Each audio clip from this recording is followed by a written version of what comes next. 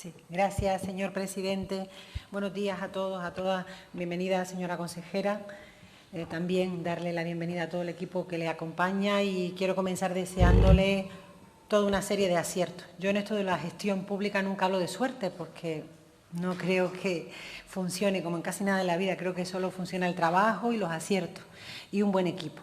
Así que le deseo todos los aciertos posibles porque sin duda sus aciertos, consejera, redundan directamente en la vida de los canarios y las canarias, porque además usted lleva una consejería que también se podría considerar áspera en general, pero muy importante, transversal además, es decir, de sus aciertos no solo va a depender su consejería, sino el resto de las consejerías, porque cuando hablamos de justicia hablamos de la vida de todos, cuando hablamos de administraciones públicas hablamos de toda la vida de los canarios y canarias, empezando por la propia comunidad autónoma, cabildos y ayuntamientos, y cuando hablamos de seguridad, pues ahí literalmente nos va la vida. Por tanto, creo que lleva usted una consejería muy importante y, por tanto, una enorme responsabilidad. Empezó usted por donde yo también iba a empezar, que es por la necesaria, urgente, inaplazable reforma, modernización de la Administración Pública Canaria.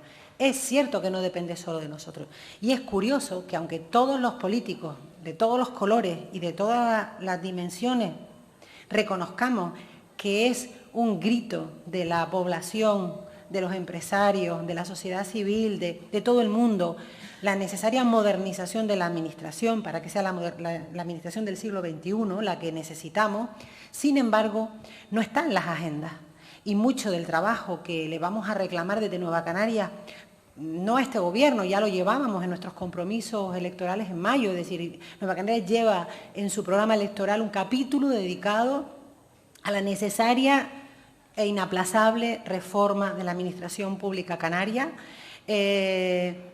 Decía que es curioso que a pesar de que todos coincidamos en el diagnóstico y en la necesidad, luego no esté en la agenda política. Es más, yo creo que se ha instalado una cultura política, social, de que es imposible cambiarla.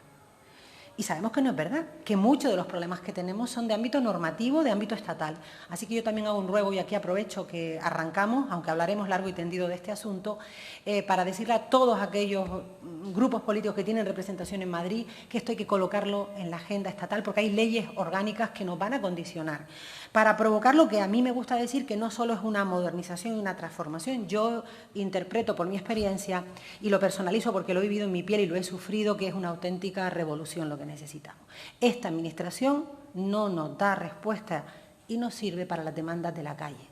El reloj que tenemos en las consejerías, en los ayuntamientos y en los despachos de los funcionarios va demasiado lento con respecto a la calle, que nos exige cambios más rápidos. Es más, imagínense ustedes cómo hubiéramos gestionado la crisis de la pandemia si no hubiera habido los decretos de estado de emergencia.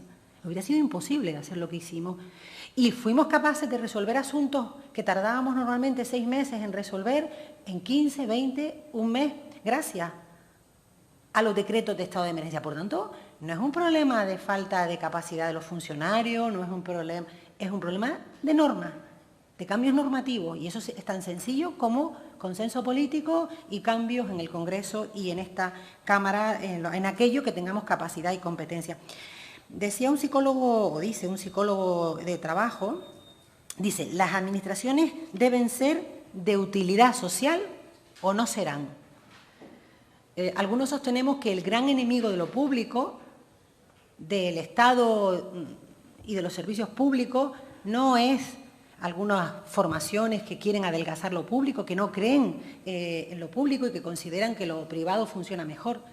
Algunos pensamos que el gran enemigo de lo público es su lentitud, su ineficacia, su inflexibilidad. Y por tanto, si somos capaces de cambiar eso, no solo le vamos a mejorar la vida a la ciudadanía en general en todos los aspectos, sino además vamos a reforzar lo público, vamos a reforzar los servicios públicos y vamos a reforzar nuestras administraciones. Así que cuente, consejera, con el apoyo de Nueva Canaria para todos aquellos cambios y para todos esos obstáculos que usted decida remover de cara a darle un vuelco en su ámbito competencial a la Administración Pública Canaria.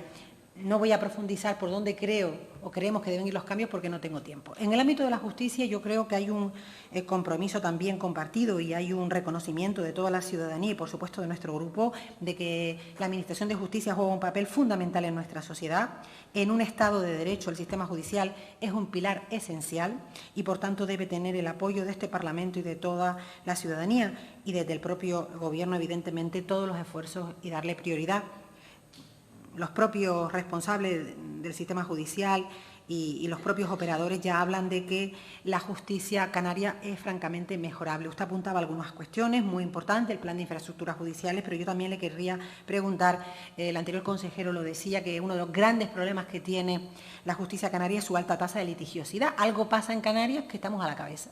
Es decir, que los canarios y canarias ponemos más litigio, ponemos más pleitos que el resto de los españoles. Y eso no es que esté mal, la gente tiene derecho a poner pleitos, pero a lo mejor habrá que analizar por qué somos más pleitistas los canarios y canarias. Y, por tanto, le pregunto, consejera, si tiene usted en mente diagnosticado este problema, porque esto supone más recursos y también supone que a lo mejor podamos ser más eficaces reduciendo esa litigiosidad. Si tiene usted algún plan para la reducción de la litigiosidad en la línea de lo que consideran los expertos que debe ser el camino, que es favorecer la conciliación, la mediación y el arbitraje. También hay un problema que Canarias además ha sido muy activo de los trabajadores, que se ha intensificado este verano con las huelgas, de las manifestaciones de los funcionarios de justicia, seguida además por 5 fuerzas sindicales. Nuestro grupo además tuvo la oportunidad de reunirse con sus representantes, escuchar sus reivindicaciones. Afectan dichas reivindicaciones a 45.000 trabajadores del sistema judicial, sobre todo los que cobran menos, que reclaman un salario más justo y digno, en la línea de lo aprobado para los letrados. Queremos saber si ha tenido reuniones con estos representantes sindicales y cuál es su hoja de ruta en ese sentido. Y en materia de seguridad, pues reconocer primero el importantísimo trabajo que desarrollan nuestros cuerpos y fuerzas de seguridad, desde los dependientes del Estado hasta las policías autonómicas y la policía local y, por supuesto, protección civil. Coincido plenamente en su visión de que en la gestión migratoria Canarias no puede ser un mero espectador, no puede ser que seamos los que vivimos en primera línea el problema y la dificultad y la realidad del fenómeno migratorio y no estemos en las mesas donde se toman decisiones y donde se debate ese asunto.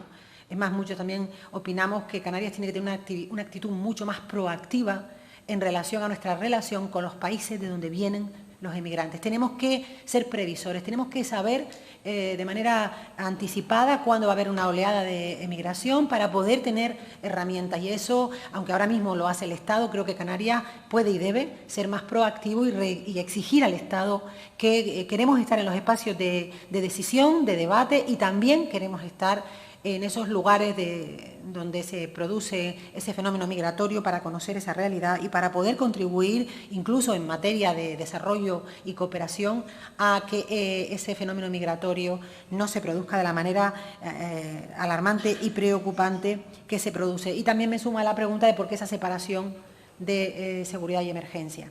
Gracias. Gracias, señora presidenta. Bueno, esperando también algunas de las conclusiones o últimas aportaciones de la consejera, a mí me gustaría, dentro de todos los aspectos que hemos hablado, que todos son muy importantes, volver a profundizar en todo lo que tiene que ver con la reforma de la Administración. Usted decía una frase que me gustó, dice, salir de la zona de confort. Y yo añadiría, creo que usted dijo sin miedo y, por tanto, yo diría con mucha valentía.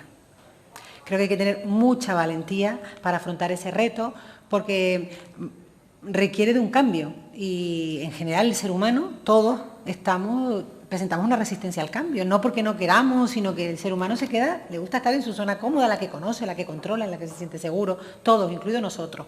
Por tanto, ayudar a todos y a todas, y sobre todo al empleado público, a cambiar esa mentalidad, pues pasa sin duda por lo que se ha dicho aquí por la formación y por tener claro, también se ha dicho y lo comparto, también soy funcionaria, soy una funcionaria autocrítica, es decir, creo que los funcionarios hacemos un papel muy importante para la sociedad y debemos estar siempre dispuestos y predispuestos a transformarnos y a mejorar para dar un buen servicio, pero mi experiencia me dice que necesitamos mucha formación, mucha motivación y mucha, diríamos, valentía política porque la parte normativa no depende del empleado público, por mucha formación que le des, por mucho que lo motives, por mucho que lo incentives. Hoy se ha hablado de métodos de incentivo, que hay muchos, puede ser productividad u otros. Yo también comparto que los incentivos siempre, creo más en los incentivos que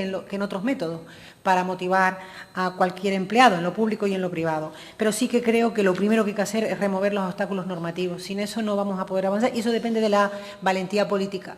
La pregunta que nos hacemos mucho es ¿por qué no se hace? No sé si es que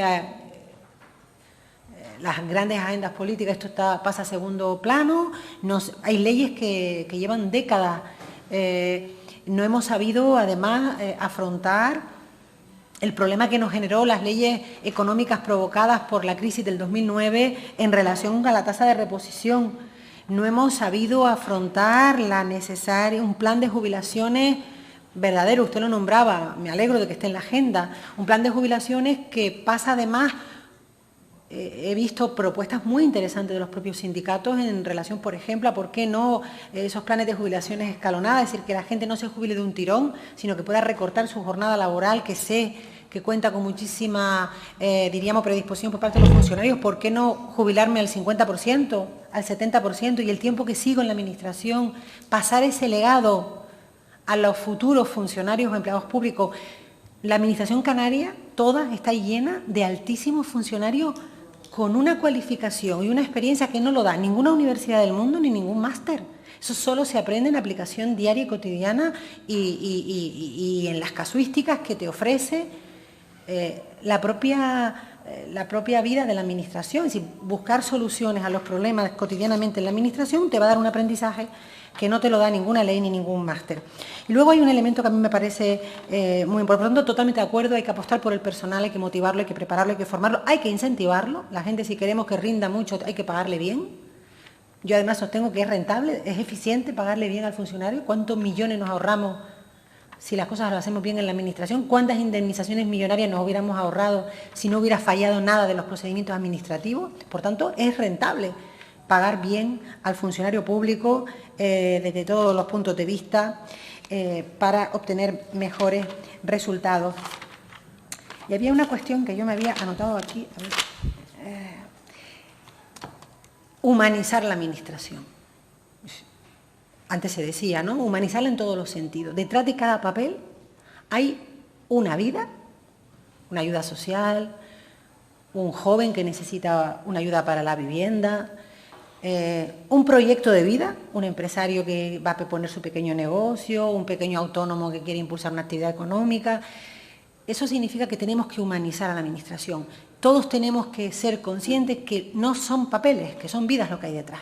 Es fácil olvidarte de eso, es fácil porque estás en un despacho, solo ves una tonga de expedientes y de papeles, y eso yo creo que requiere también de formación al funcionario. Si el funcionario tiene que ver lo que hay detrás del expediente. Yo soy muy partidaria de que el funcionario sacarlo del despacho y que vaya a la obra, al jefe de obra, al interventor, y vea que con sus fiscalizaciones favorables todas las cosas que salen para adelante. Esto algunos lo hemos hecho y se les cambia la cara, es decir, oye, pues que mira, que con mi fiscalización favorable yo he impulsado pues una obra muy importante o un proyecto muy importante. Humanizar la Administración, consejera, creo que eso debe estar también en esa agenda de apuesta por la modernización, por la transformación y por la formación de la Administración. Y me quedo yo esperando por algunas cuestiones que le he planteado para su cierre con respecto, por ejemplo, a la política migratoria y con respecto a las necesidades del sistema judicial, a ese plan que le he lanzado de reducción de la litigiosidad en Canarias. Gracias.